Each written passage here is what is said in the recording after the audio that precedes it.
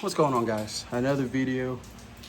And this time I wanted to talk about what's next for the Land Rover. Excuse me if I'm out of breath. I just finished unloading this heavy suckers all by myself, which was pretty sketchy. Don't even ask how I did it without a engine hoist or help from anybody. Let me turn it around so we can talk about what's gonna happen here. Oh, all right. So I've been thinking about this. You can see all that pile of parts that I got back there. That is all going to the truck at one point. When, I don't know, but it is gonna get built out pretty dang good. Long arms, coilovers, stretch, 4-link, adjustable radius arms, the whole 9 yards. So it got me thinking, axles. Do I want to keep the stock axle, which they're not bad. It's just that there's not much of aftermarket support. I mean, there is, but I don't know. I don't know that I wanted to keep this. I wasn't 100% sure because I wanted to run 37s, maybe 38s, depending on what tire I decide to go with. Right now I'm running 35s, but I'm living on borrowed time. I know these axles aren't as strong as people say they are. Some people have luck running 35s on these axles for many years and they haven't broke anything, and so they go out there and claim that these axles are strong for that. Or, you know, if you put axle shafts, chromolyes and whatnot, they can withstand the abuse. It also depends on your type of wheeling. But if I'm doing an entire redo of my suspension, completely custom, it got me thinking about the axles, and that's when these come in. So let me turn the camera around and I'll talk to you about these set of axles that I just got. All right, guys, so here we are. Axles out of, let's talk about the front first, because the front is a good one. Well, both of them are pretty good, but the front axle is what, I don't know why I'm super excited about. So GM Dana 44 out of a half-ton truck, a Chevy truck, factory passenger side. It is a low pinion, which is not everyone's favorite cup of tea, but a factory passenger side Dana 44 with the right pinion offset. I already took careful measurements on my front axle, my wheel mounted surface to wheel mounted surface, and the Rover chassis measurement. This axle will fit 100%. I think it's off by like 3/4 of an inch, maybe an inch, slightly too centered, but that just means that the drive shaft is gonna drive like slightly in an angle. I don't think that's gonna give me any issues. So this axle front Dana 44 is gonna get completely built out. I mean, new gears. I'm planning to run 513 gears in both of these axles. 513 gears. I don't know. I'm going back and forth on whether I should run RCVs or just chromolyes. You know, pricing is it is pretty different as far as pricing goes. Like I said, if chromolyes with your typical U joints are like $700, whereas the RCVs are double that pricing, a little bit over double.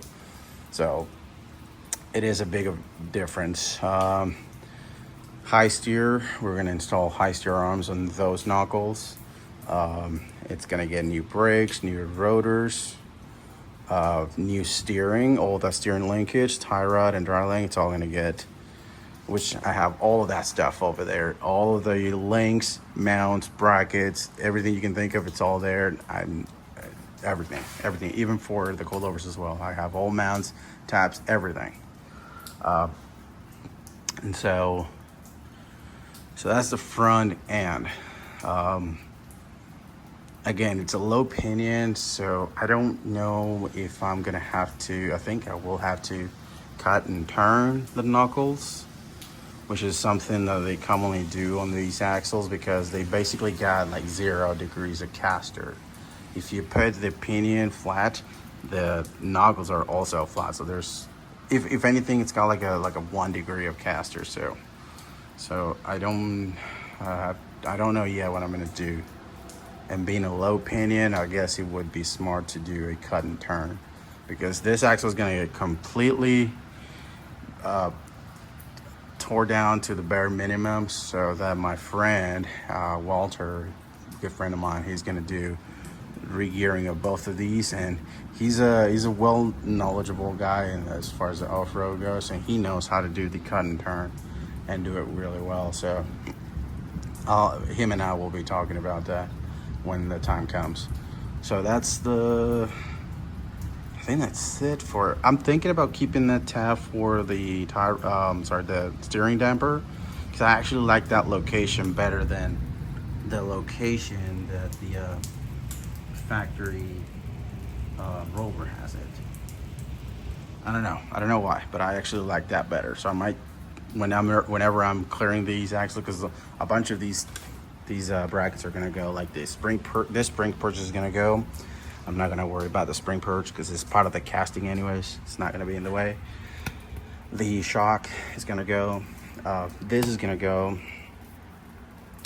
This is gonna go. Hubs and all of that stuff will be removed and probably rebuild. A bunch of this stuff is gonna be rebuilt. So anyways, that's the front axle. Rear axle. The rear axle is a much newer axle. It's from a 2017 or 19? 17. 2017 Ford F-150. Really strong axle. It's not a Dana 60. Although it looks like a Dana 60, it is not a Dana 60 or 12 volt, but it comes really close. 9 3/4 inch ring gear. 9 3/4 inch ring gear. Super beefy. 34 or 35, I'm not 100% sure. It varies based on the research that I did. They come in either 34 or 35 axle shafts supplied. And it's got an electronic locker. Super strong for what we're gonna do. And it's got disc brakes. Those rotors are actually new. That's just surface rust that's got right now, or which the caliper will basically clean all that off once we put new brakes on it. A lot of these tabs and mounts are gonna go. All of these spring perches, both of them, and the shock tabs are also gonna be removed. This is also gonna get re-geared to 513, and basically that's all I gotta do for the rear. Cleared off the housing, put new brake calipers and pads, and re-gear to 513s. That's all I gotta do, because we're keeping the axle shafts, which even if they're 34 spline, will be still plenty strong for our application. Excuse me. It's 34 or 35 spline, whatever we get. I'm gonna be very happy with it. Electronic locker, so that way we don't have to worry about putting a locker. All we gotta do is put a locker on that one, on the front end. And that's it. That's literally it. Obviously, the new mounts when the time comes about to swap it, but probably a new cover. This is the factory cover. It looks like a Dana cover, but you know, because it's got like the D shape, but I don't know. What do they call these axles? Please let me know if you guys know. This is the mount for the brake links, which we're not gonna need because the Rover's got like individual lines. This one came like in the middle and then split to both ends. So yeah, That's pretty awesome. And so, why did I go with this axle and not a 14 bolt or another Dana 44? And I'll tell you why. So, let's look at the front axle real quick. This is a half-ton Dana 44. It's got 6 on 5.5 lock pattern. Ideally, or what I wanted to do from the beginning, was to match it with a Dana 44 rear with the 5 on 5, which they come underneath the Rubicons or the Gladiator trucks. But they're super overpriced. I could not find one that it was, budget friendly. I did find one for like $2,000 that it had chromoly shafts, 513s already, and and I think it already had the truss and set up for 4-link. So basically, all I had to do is just cut off the shock tabs and new ones that'll fit the Land Rover, and that's it. But $2,000, I don't know. It just wasn't gonna cut it for me. And the lock pattern was the 5 on 5, which is not the same as this. So either I had to convert that to 6 lugs somehow. I don't even know if there's a conversion kit to turn a Rubicon 44 to a 6 lug, or convert this one to 5 lug. So I did my research. It wasn't gonna cut it. Then I thought, well, let's buy that one. Let's just spend the money, $2,000. Then convert this one to 5 on 5.5. $700 to do that. $700. It was still overpriced. So $2,000 plus $700 to have a set of Dana 44s that'll match the same lock pattern. So whichever way you looked at it, it was just way up there for me. Remember, we're doing this on a budget. Fuck it. So I said, let's just hold on. Let's see what's out there. Let's see if in the upcoming days something comes up.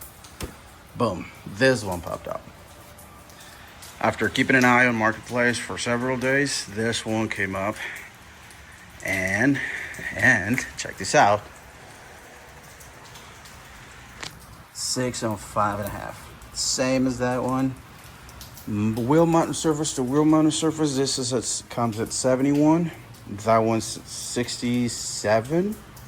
So all we gotta do is I didn't want to, but I think we're gonna have to run a 2-inch wheel spacers on both ends of these to match the wheel mounting surface of the rear Ford, which is not a problem. A lot of people do the thing anyways, because the studs are super short, whereas the Ford are much longer. So I guess we're gonna have to do that. Again, not a problem. But the guy had it listed for $100. He cut me some slack and said, if you come and pick it up right now, I'll give it to you for $400. So for $400, we got a much stronger rear axle, 9 3/4. Again, 34 or 35 axle spline axle shafts. It comes with the locker, and as far as cleaning it and making it ready for swap is really not that big of a deal. It's a whole lot less cutting and grinding than if you were to get a Dana 44 that had, bunch of brackets for like track bar, shocks, and whatnot. So, smoking deal. I couldn't pass the opportunity to get these axles, so I was like super excited, and it wasn't that far. As I live in the outskirts of Dallas, so I drove to Fort Worth to get it, and the guy was super cool, and so here we are. So again, I don't know when this swap is gonna happen, but if you guys want to follow along, my Instagram page is gonna pop on your screen, TX Robot. Give me a follow. I'll be uploading progress pictures and maybe videos of this whole thing, from when we start tearing it apart to when all of these parts are going in. So please follow along. If you have questions, post those in the section below. Send me a direct message if you want to. I try to answer all of your questions. I try to, answer even the negative comments. I love negative comments and positive comments. You just got to. So give you a follow, guys. I hope this video you find this video as excited as I am about this whole thing. Not a lot of people build these trucks like this. There's only one YouTuber that I know of that went crazy with a Land Rover Discovery 2, and that is Nate with Dirt Lifestyle, when he swapped those 1-ton axles. And from there, nobody else does these kinds of modifications, like heavily modifications on a Discovery 2, especially because a lot of people underestimate these trucks and their capability and their durability. I beg to differ. I think these trucks are awesome. They're super underrated, but if you take care of them and you modify them in the right areas, they're super awesome. So super excited. All right, guys, so I hope you follow me in this journey. It's gonna be a long process. This isn't gonna happen in a week or two. This is gonna be like a long project to get these axles underneath that truck, and all the pile of parts. So this is gonna be nuts. And we're not in our shop. This is a freaking home garage, so even harder. So follow me on Facebook, and on Instagram. I'm not on Facebook, really. Follow me on Instagram, and we'll see how this thing turns out. Peace.